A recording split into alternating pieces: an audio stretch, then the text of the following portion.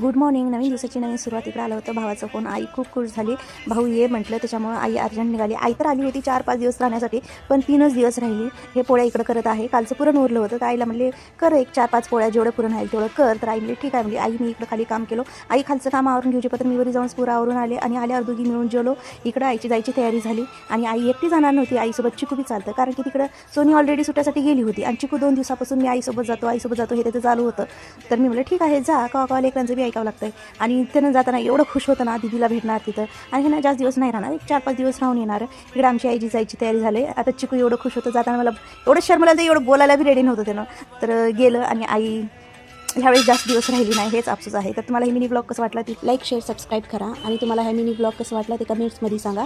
आणि हे व्हिडिओ आहे 1.5 महिन्याखालचं, मे महिन्यामधलं आहे. तर हे मे महिन्यातलं आत्ता घालत आहे, तर सॉरी. ह्याच्या पुढे ना एकदम चांगले व्हिडिओ येतील. पहिल्याची व्हिडिओ पेंडिंग राहिला ते अपलोड केल्यावर तुमच्याकडे छान व्हिडिओ येतील. Thank you for watching.